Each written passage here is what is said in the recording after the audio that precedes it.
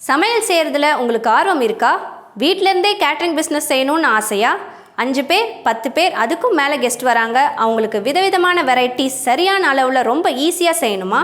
புது புது ஸ்டைலில் புது புது டிஷ்ஷஸ் செஞ்சு உங்கள் வீட்டில் இருக்கவங்களையும் அசத்தணுமா? டோன்ட் வரி, உங்கள் நிவேஸ் இந்தியன் ஃபுட் ஃபீஸ்ட் சேனலை தொடர்ந்து ஃபாலோ பண்ணுங்கள்.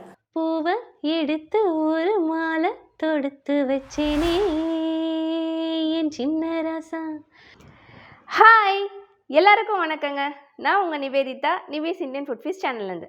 இன்றைக்கி நம்ம பார்க்க போகிற இந்த டிஷ்ஷை ஈவினிங் ஸ்நாக்ஸாகவும் சாப்பிட்லாம், அல்லது பண்டிகைக்கு பட்சணமாகவும் படைக்கலாம்.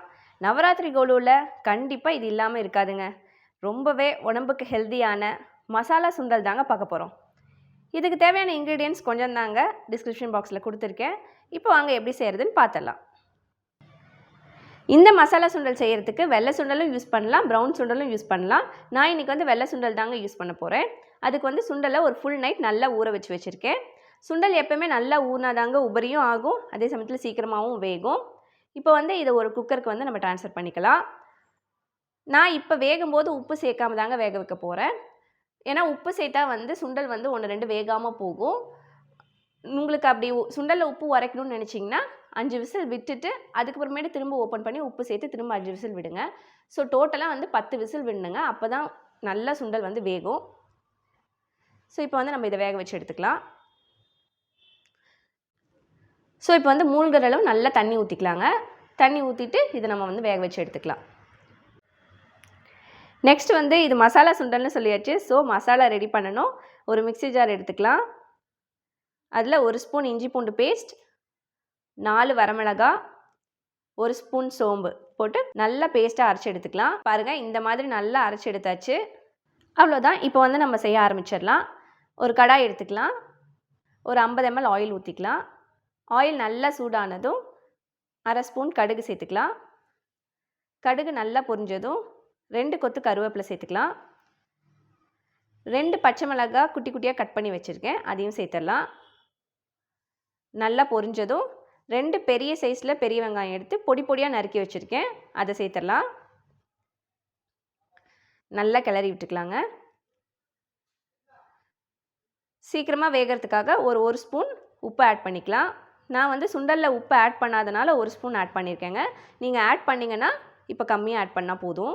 கொஞ்சம் வெங்காயம் நல்லா வணங்கட்டும். காத்துல சூடம் போல கரையிற ஒன்னால, காத்துல சூடம் போல கரையிற ஒன்னால, கண்ணாடி வள முன்னாடி விழ என் தேகம் மெலிஞ்சாச்சு, கல்யாணம் வரும் முன்னால பெரும் நன்னாள நினைச்சாச்சு, சின்ன வயசு புள்ள கண்ணி மனசுக்குள்ள வண்ண கனவு வந்ததே, கல்யாணம் கச்சேரி எப்போது, உனக்கு பூவை எடுத்து ஒரு மாலை தொடுத்து வச்சேனே என் சின்ன ராசா.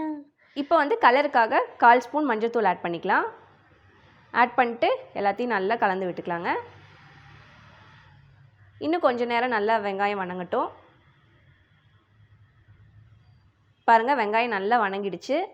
இப்போ வந்து நம்ம அரைச்சி வச்ச மசாலா பேஸ்ட்டை வந்து இதில் சேர்த்துடலாம். சேர்த்துட்டு நல்லா வெங்காயத்தோடு மிக்ஸ் பண்ணி விட்டுக்கலாங்க.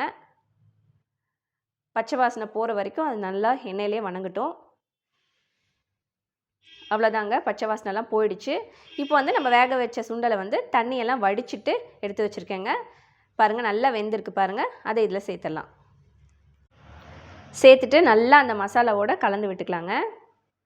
அடுப்பு வந்து இப்போ நல்லா லோ ஃப்ளேமில் வச்சுக்கோங்க, இல்லைன்னா வந்து அந்த மசாலாலாம் இருக்கனால அடி பிடிக்கும். நல்லா கலந்து விட்டுட்டே இருங்க, அப்போ தான் அந்த மசாலாவும் சுண்டலும் வந்து நல்லா மர்ஜ் ஆகும். அப்படியே லோ ஃப்ளேம்லேயே ஒரு 5 நிமிஷத்துக்கு விட்டுருங்க.